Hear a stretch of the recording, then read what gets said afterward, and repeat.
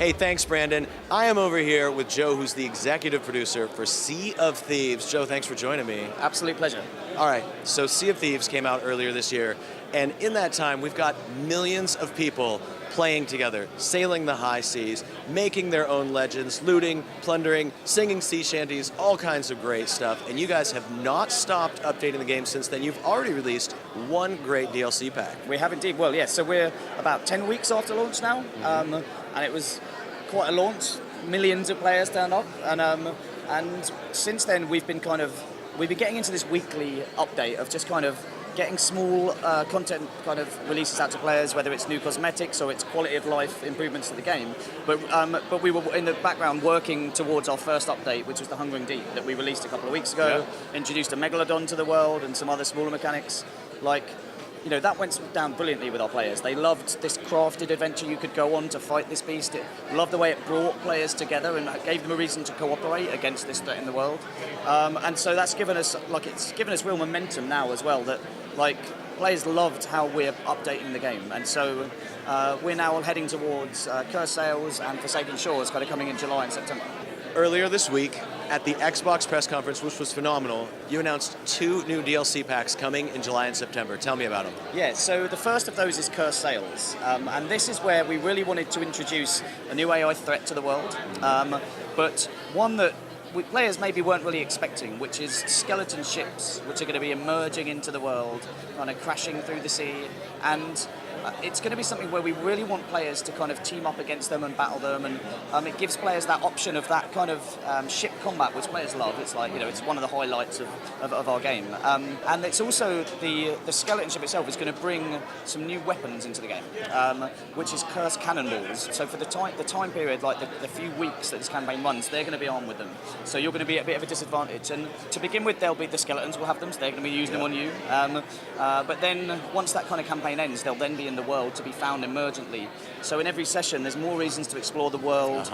So when you find them, it's going to be really valuable, and you're going to really have to choose when to use them. And if you miss with one, it's going to be really frustrating. So yeah, super exciting. There's one other thing coming in Cursed Sails, which is like a brigantine ship, which kind of fits in between the sloop and the galleon, and is really targeted at 3 players. And so just a new way to play, a new way to explore, and just adds to that variety of ship encounters out in the world.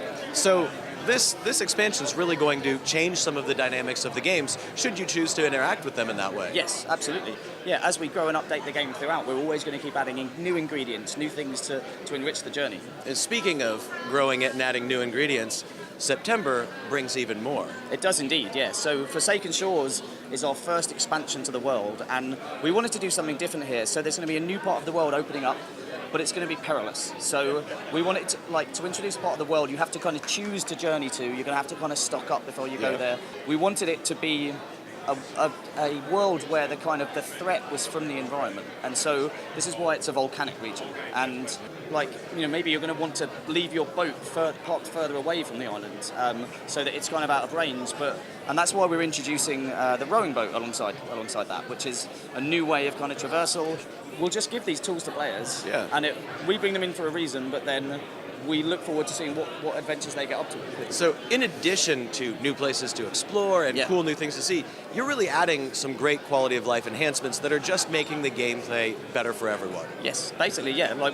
We want to bring new stuff in that enriches the game forever, but we want to do it with these time-limited campaigns that give you almost a guided tour of each feature. That's what the Hungering Deep did. It's what Cursed Sails and the campaign we run there will do, and then we'll do the same with Forsaken Shores. So give you reasons to go out into this new world and things to go and achieve during that time.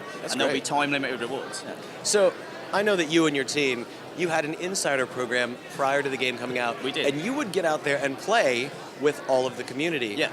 Are you still playing post-launch? 100%, because we with anything we put into Sea of Thieves like this, we're going to be learning, and the best way to do that is being out there playing. So everyone on the development team on launch day was out there. I was out there playing with strangers. I ended up with about 12 different people across 3 ships, and we all went and completed it together. And then at the end, I gathered them all round and was like, hey everyone, just let you know, I'm on the EB on the title, and that was the best session I've ever had.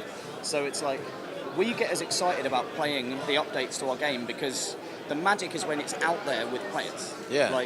The mechanics are cool in and of themselves, but the magic is how players interact with them and they interact with you. I love that you're a bunch of gamers making games for gamers, that you love what you're doing. That's awesome. Joe, thanks for talking to me today. No, if you're absolute not pleasure. playing Sea of Thieves yet, make sure you pick it up. You can get it right now at GameStop. All right, GameStop TV will be back with more right after this.